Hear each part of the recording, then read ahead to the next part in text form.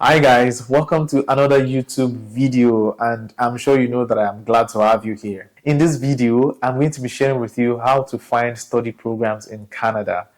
I'll be sharing with you the exact resources that I use to find these study programs in Canada. And before that, I'll be sharing with you 5 factors that you should be considering when you're searching for study programs in Canada, be it undergraduate or postgraduate programs. Now, if you're excited about this as much as I am, let's get right into it.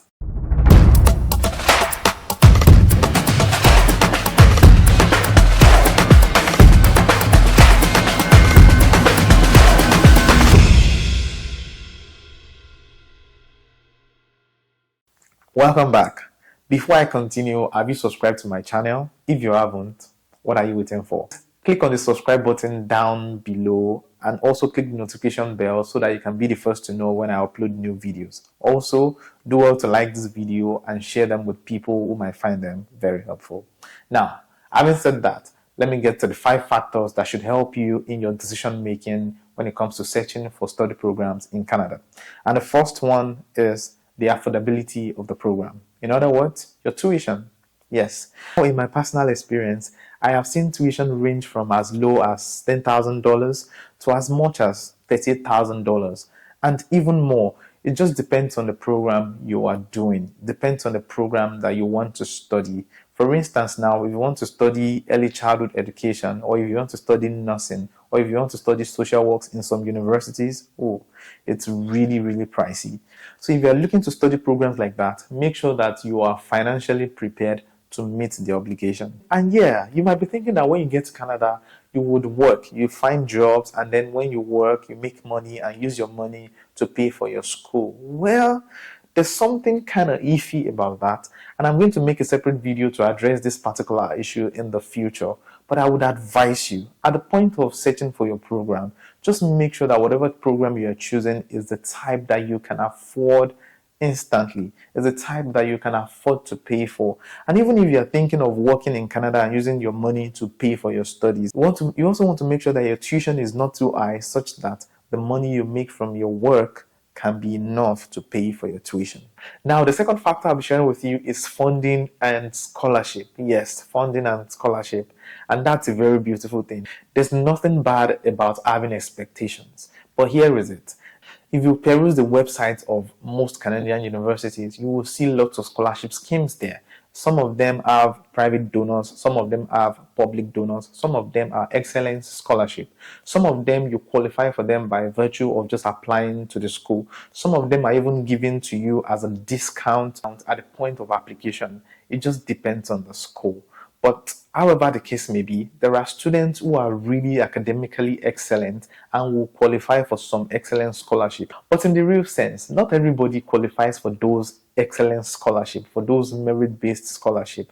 Yes, all scholarships are merit-based in one way or the other, but not everybody qualifies for those excellent scholarship. You know what I'm talking about, right? So if you are not one of those, now you can also access some other types of funding that are maybe given by private donors, scholarships that are targeted towards a particular department or a particular course. You can also access those scholarships. I, for one, I enjoyed some of those scholarships. But the truth about those scholarships is that the funding is always so small, it can only help you cool off the financial pressure. It really cannot pay off your tuition. However, that's still not a reason to not apply for them. I just will advise you that at the point of searching for these programs, don't put all your hopes on scholarship. Don't put all your hopes on funding. If you are hell-bent on looking for scholarship and hell-bent on getting funding, I think you should look in the direction of the United States. And please don't get me wrong, there are exceptions to this rule. If you're looking to do a PhD in Canada, for instance, yes, because you're a PhD student, some of them will offer full funding, full scholarship, and even before you leave your home country, you will know that I'm going to Canada and I'm going to get full funding.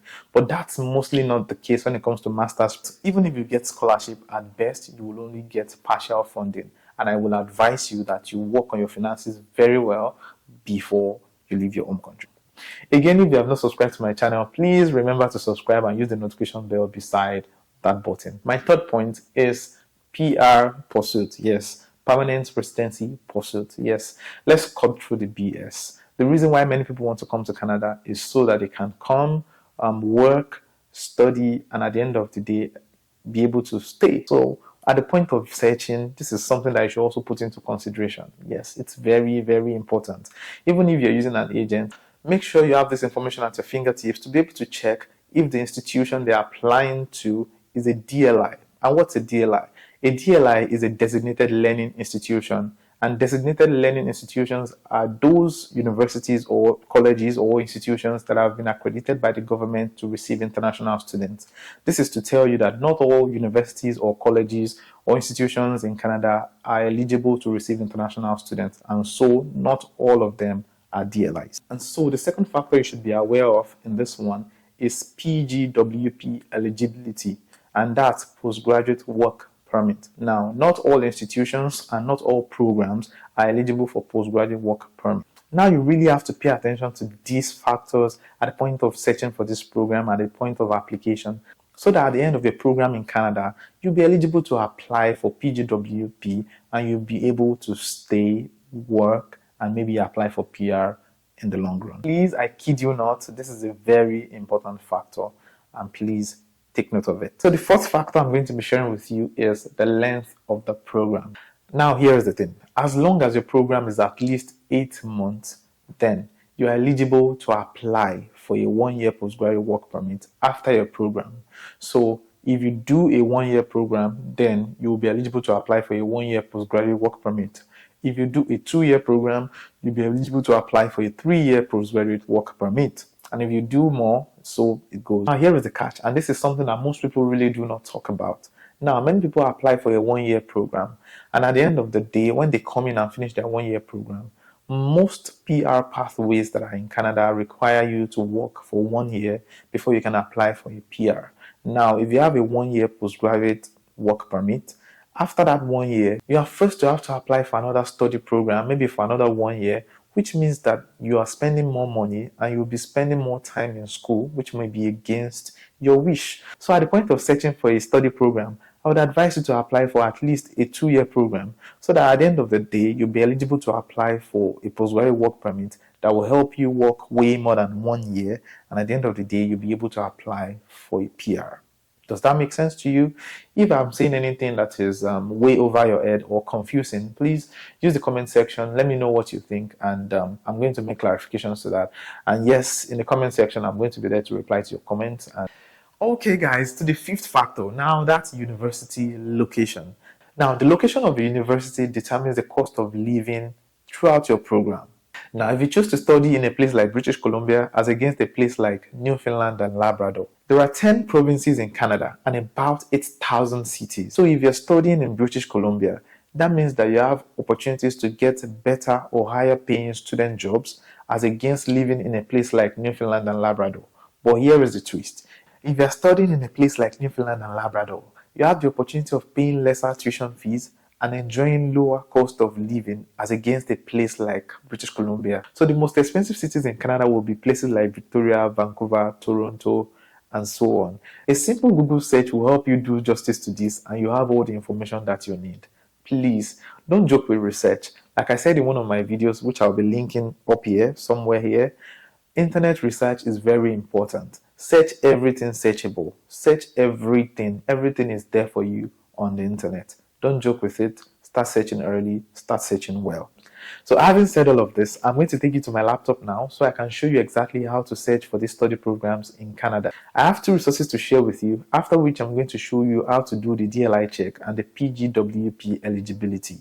So the first the two resources I'll be sharing with you are universitystudy.ca and educanada.ca. So I've tried these 2 resources before, and I realized that they are very good. So just go into universitystudy.ca. We'll quickly check through both of them, and after checking through both of them, I'll quickly show you how to do the DLI check, like I've mentioned before. So here, just ask this portal exactly what program you like. So for the sake of this tutorial, I'm going to do something in computer, and say, what level I want graduate level, so that we can streamline it to an extent. And then I want the program to be in English, so yes, search for me. And then so I believe this portal is going to bring all the programs, graduate programs that are related to a computer. So here you have them, here you have them, here you have them. So it brought them according to their provinces, So right on the left side of this portal, you can filter by language, we already filtered by language. You can filter by the province. I told you already that there are 10 provinces, right?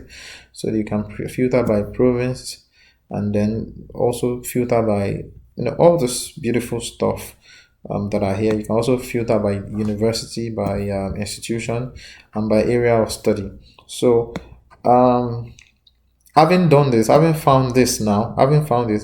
if I find a program that I like, there are 16 programs here. Let's say I like Concordia University Quebec or Quebec. Let's say I like Concordia University Quebec and I like graduate diploma in computer science. Then I'm going to go do the DLI check. So before I go do the DLI check, let's also check EduCanada. Now, I prefer EduCanada to universitystudy.ca. The universitystudy.ca is very good, but EduCanada has the logo of Canada. Has this logo on it. If you see this logo on any website, then just know that the resources on this website is directly sourced from the government. So it says find program and cost. So if I click on this one, it says search colleges and universities. So if I click on this part of the website, I'll be able to search for universities and colleges, and right from here, the same thing, search by keyword. Sorry about that. I'll say search by keyword, and I'm gonna come here and say, let's say I want something computer as well. Say computer, search by category. Okay, so search by keyword in any language. Or would you like to study? I'd like to study in English. I'll try to study in English. And I want it to be a master's program like I did for the previous one. Any province is good. And I say display a list of programs. So it's going to give me the list of programs. So in this one, the previous one gave us 16 pages, 16 programs. This one is giving me even way more than that. Do you see? Says this one has like 10 pages now, master's program. So for the sake of this tutorial, you can see I think I prefer this resource here on EduCanada to the resource on universitystudy.ca. So but you can feel free to use whichever one you like.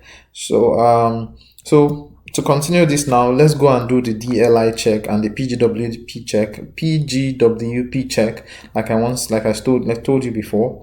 So I'm going to pick one of these programs and then I'm going to go check. So let me pick this program. Say Wilfrid Laurier University, Yellowknife, Northwest Territories. Now, let's pick this one. Dalhousie University. Okay, this is a very popular university. We'll just choose these two and see. So I'm going to go to Google again and I'll say DLI Canada. I'm just going to say DLI Canada. It's a very popular list. Sorry about that. So you tell like Canada.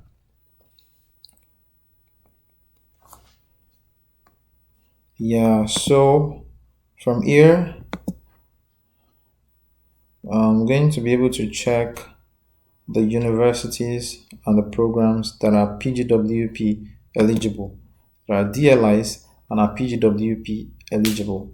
So from here, my internet is a bit slow. Guys, this is very, very important. Please, even if you're using an agent, make sure that you understand this part of searching for programs in Canada. Be sure that you can do this one by yourself. You can verify whatever information they're giving you by yourself. So now you come here. This site is still loading. But this is what I need right here. Okay, now it's done loading. So I'm gonna check this one now. It says make your selection, and then let's say I want to check, like I said before, let's say I want to check one of these two programs. Let's do Wilfrid Laurier University, Yellowknife, Northwest Territories. and then I'm going to do Northwest Territories. Northwest Territories, this is one of the provinces in Canada, Northwest Territories.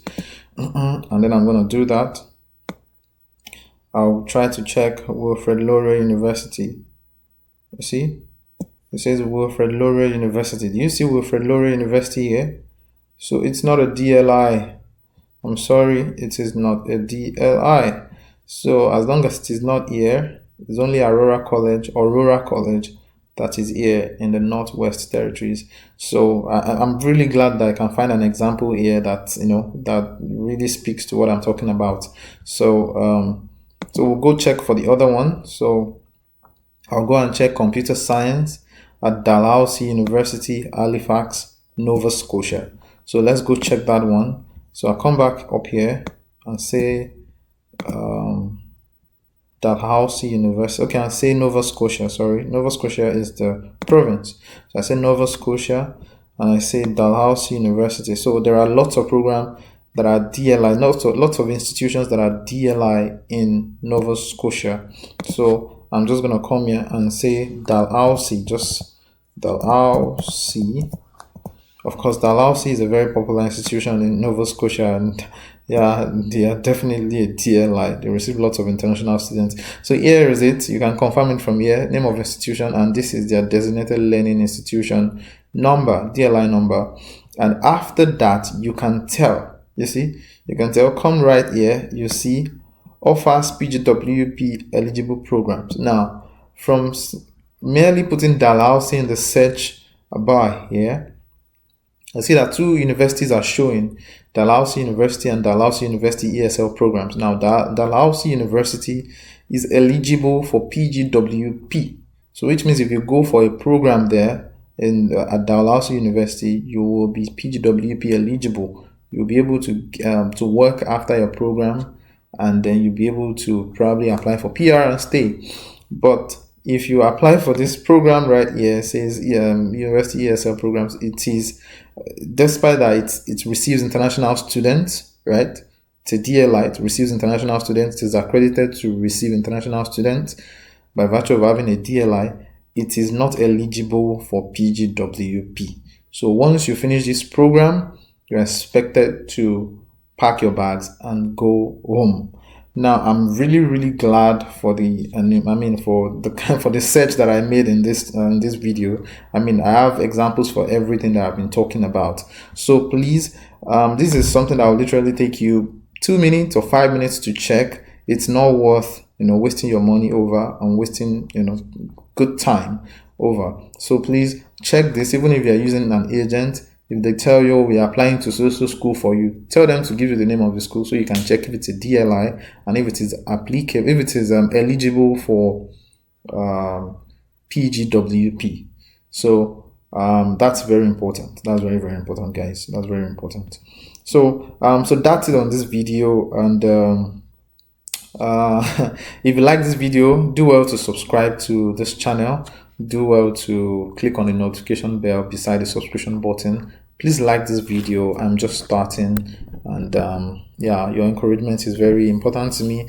Yeah, give me comments. Yeah, drop comments as to if there's anything that I've said in this video that you don't understand, or if you have questions, you can hit me up on Instagram, or you can drop your comments here. I'll be glad to respond to them. Thank you so very much. I am grateful for your support so far. Until I come away again, my name is Muyiwa Felix. Let's say you have found your program of choice at a very good institution. Now, you wouldn't stop at that. Your job now begins. Please do your due diligence. I can't count the number of people I've seen who want everything done for them. Now, there's nothing bad in receiving help. But even before you receive help, make sure you have done most of the work for yourself. Make sure you are taking charge of the little things that you can handle by yourself. And in places where you don't know what to do or you get stuck, just ask for help. Just ask for help. But don't project your ambitions and your dreams on somebody else entirely, even if you are paying them. It's just not worth it. And that's why there's a lot of scam. So I would encourage you, reach out to the school international office. Let them know you. Ask them every question that you want to ask. They will answer your questions. The worst case scenario is that it might take some time for them to respond. But once they see that you are a very persistent person and you're interested in coming to their institution, then they would know you, and they might even assign your case to somebody who might begin to respond to you more swiftly. I just encourage you, take this thing seriously and don't put your dream in the hands of somebody else.